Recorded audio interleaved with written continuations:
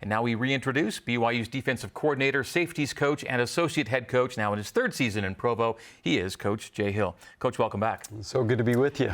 You played and were an assistant coach for another school in the state. Then you were the head coach at another different school in the state. But here we are in Cougar Nation. We can only think of you as a BYU guy now. 3 years into your tenure with Kalani, how does it feel to have another football family here at BYU?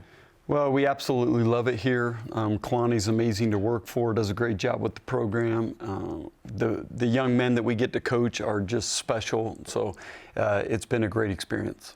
Your second season as coordinator last year saw BYU put up some of the best numbers in all of college football. First in picks, third in pass efficiency defense, third in turnovers gained, 13th in total defense, 18th in scoring defense, and top 35 in rush yards per game allowed too. So just how satisfied were you with all your team did last season? Well, I thought the players responded very, very well last year to so much of the adversity that we had faced from the first year that I was here at BYU. I thought 1 year more into the system, the players were just so much more prepared for what we were trying to get done. Statistically speaking, we had a very good year, and now we're in that spot where we just got to try to find ways each year to get better and better now. So what kind of progression did you see from, if you could kind of nail it down, from year 1 to year 2, and what's a reasonable expectation for improvement from 2 to 3 then? Yeah, so I thought we were much better executing the scheme. I thought we were way better at just being able to throw the whole package at offenses that I don't really feel like we could do that the first year just because we weren't executing at a high enough level. I think as we continue to recruit to the position groups that we want and what we want those position groups to look like, we will continue to get better and better. Moving forward, I think we've had success. Last year was a successful year. I think this year we should be better. And next year we should be better, and we should continue to just get more and more ownership of what we're doing and be better and better at recruiting to what we want at each position group. Since the numbers were so good last year, what's going to tell you we are better, whether it is numerical or not? Well, there's a lot of things that we can improve. We can be way better on third down this year than we were last year. We can be better with our rush defense. We can be more dominant and just, instead of them getting, 3-4 yard gains on first down, let's be a little more stout and stuff them for 1 or 2. And I think that's going to be the telltale sign of whether we're improving or not, is how dominant we look in how we're performing. Okay. You do lose 6 starters from last season's group, but you bring back a lot of guys who got a lot of snaps last year. We do. Yeah, I really like our linebacking core, with Jack Kelly and Isaiah Glasgow. Those guys have played a lot of football and are 2 of the best linebackers in the country. Our safety group is experienced. So I think that just in the groups that need to know the defense the best, we bring the most guys back. I think we're beefed up a little bit more inside this year. Our defensive tackle group's a little bigger than they were a year ago, but we lose some critical pieces now. It's not easy to replace a Tyler Batty, a John Nelson, Blake Mangelson, those guys that have played so much, and then a Jacob Robinson in the secondary. Those guys are really hard to replace. But, made the best guy win and step up and play great this year. You kind of hinted at it, but if there's a position group where you'd like some familiarity, whether it's Jack Kelly, who you've now had for multiple years, and Isaiah Glasgow, who you've had for multiple years, pretty nice to rely on those two, isn't it? It is, because our scheme for the linebackers, there's a lot to know, and there's a lot of variations, and there's a lot of adjustments that those guys have to do. I think Coach Anna has done a phenomenal job getting those guys ready to play, but having some veteran guys back at that spot is critical. You made a couple of big additions to your defensive line this offseason. Keanu Tanavasa from Utah, Justin Kirkland from Oklahoma State. One of those guys is good to go. We're probably have to wait a little bit to see the other, but those are 2 massive bring-ins for BYU.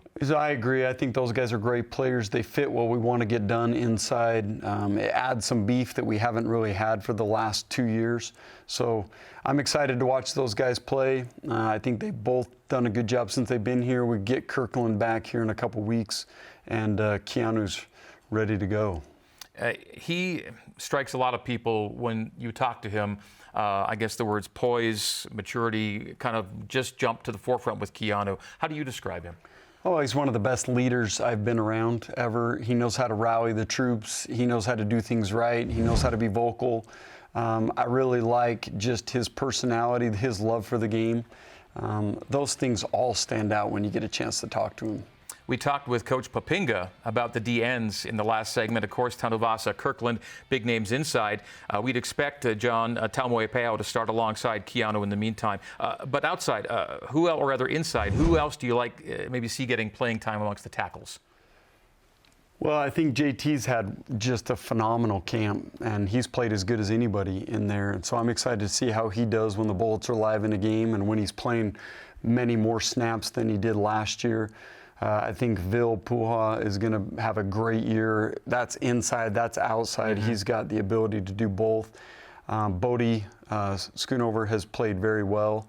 So there's a lot of guys. I'm excited to see how they play come Saturday. You play a lot of defensive linemen in games. Like you're going to rotate a bunch of guys. We do, and a lot of them have some ability to play inside and outside, and same with our defensive end group. They have the ability to play defensive end and outside linebacker for us. So we have a little bit more variation that I think we can do this year with those guys. If I could return a second to Glasgow and Kelly, I think they're probably two of the best handful of linebackers in the Big 12, and I mean I'm clearly a little bit biased on this, but is it fair to say that that's as good a power conference duo at linebacker as there may be in the league? I agree. I think as good as there is in the country. I'm pubbing that. I'm expecting them to play that way. When I see them, I'll look them right in the eye and tell them that that's the expectation for the year, is we expect those guys to play great. Both of them have made a ton of plays in their college careers. Jack's had a season where he had over 10 sacks, and if we let him come off the edge more, I think he can replicate that. And then Glasgow made all kinds of plays last year, sacking quarterbacks, creating turnovers. I think both those guys are going to have monster years. The battle for the third linebacker spot's been a pretty good competition between Seale Acera and Che Bryant-Strother. Yeah, I think both those guys are very talented. They both run good. They have experience in the defense now. I would expect those guys to play very well. And again, I think the games will tell if one guy's going to start getting a few more reps than the other guy, but right now they both got to be ready to go, and I expect them both to play a lot. And I expect great things from them because that's just the caliber of player those guys can be. There will be other guys, but right now you got 4 guys to play 3, and you feel pretty good about right off the top. I do, but like Ace Kafusi has had a really, really good camp. There's others that we can play. I mean, that whole group is pretty deep. Miles Hall and Max Alford, you keep going, right? You go down the list, and there's guys I don't worry about putting in the game. They've proven that they can be there. And those young guys, they're only going to continue to get better and better in the system as they get an opportunity to play. Ephraim Asiata's a guy that could play backer, he could play outside backer, he could play defensive end. He's a very dynamic guy that we expect great things from throughout his career at BYU. We talked about him with Coach Papinga, and the word hybrid came to mind. He really is pretty versatile out there. He is very versatile. You know, he's not real big right now as far as weight goes, but he plays so much bigger than he really is. I've never had a guy as light as he is be as physical and just as dominant as he is up front in the front 7. Corner brought to you by JCW's The Burger Boys, chatting with BYU defensive coordinator, safeties coach, and associate head coach Jay Hill. Coach Hill and the Cougs 5 days away from their season opener with Portland State at LaVell Edwards Stadium. Well, your position group is the safety spot, one of the deepest spots on the team, happily. You lose very little from last season. You've got 5 solid veteran options right now in Tanner Wall, Raider Damuni, Tommy Prasis, Faletau Satuala, and Talon Alfrey. It's a good group. It's a very good group, and I love all 5 of them. I feel like either one of those guys can go in the game and make plays and run the defense the way I want it to be run. I mean, we kind of say those guys are the quarterbacks of the defense back there and help get everyone lined up and just make sure that we're doing what we're supposed to do. I love all those guys. I think they're going to have good years. Defensive back in general, if we want to throw the corners into the mix as well, how do you feel about the secondary shaping up right now? Well, I really like the way the safeties have played throughout camp. They've done so many good things. We're getting better with our disguises and just what we're asking them to do. The corner group, Maury Bamba and Evan Johnson, have really, really stepped up the last week. I love Trey Alexander. He's going to be a great player in this system. Jonathan Cabella, we don't expect to have for the first couple weeks, but we'll get him back soon. And then I think he's going to be a great player. So anyway, bottom line, I think there's some youth and inexperience at corner, especially. Like I say, J-Rob took all the reps for the last 4 years at that position, and so someone needs to step up. I think those guys have made huge strides in becoming those guys. You're into your final week of basically 4 weeks of football that preps you for the season and for Portland State. You've seen the campus schedule. I'm talking about overall in college football, a training camp schedule evolve over the years. How do you like where BYU is right now with its prep plan when you play football in August? Well, I like it. I think Kalani's done a good job of giving the strength coaches a bunch of freedom in the summer to really get the guys physically ready to go. I think we've stayed healthy through fall camp, which is a critical piece to success.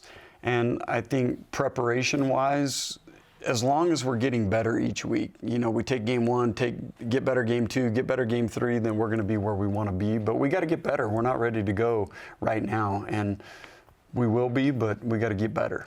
As someone who's been defending a Bear Bachmeier-led offense during much of training camp and into this last week, what do you like about the freshman quarterback? He's been very poised. You can tell he's doing what the coaches are asking him to do as far as going through his reads. He's done a great job of taking care of the football. For a freshman against our complicated defensive scheme, I think he's done a great job of handling it. You've got to be something special to come in and beat out guys with FBS reps as a true freshman. Yeah, I mean, he's poised beyond his years for not having played a bunch of or any college football game reps. I think he just came in ready to go, much more prepared than most freshmen are at this stage. All right, time now for your camp MVPs, Coach. Who really stood out to you over the last few weeks of football? Well, this is hard for me because there's probably 20 guys I could say I think played very, very well, and 10 of them could be MVPs, but I'm going to go with Jack Kelly and Isaiah Glasgow. Those guys are just stalwart, big-time players that I thought had great camps. Excellent. And those are two guys you like to be able to count on. You'd love to have them games 1 through 13 just ready to roll, answer the bell every week. Well, they should be, and if they don't, I'm going to kick their butts because they're that kind of players. And we expect those guys to have great years, and I really believe they will. All right, everything gets underway Saturday, Portland State in Provo. Let's preview the Vikings. It is brought to you by Intermountain Health, official medical provider for BYU Athletics. Portland State losing at home 42-zip to Tarleton State, number 10 Tarleton State in their opener. They put up 277 yards of offense, 108 rush, 169 pass. They used 3 quarterbacks in the game, one kind of a rushing specialist. They did throw 3 picks.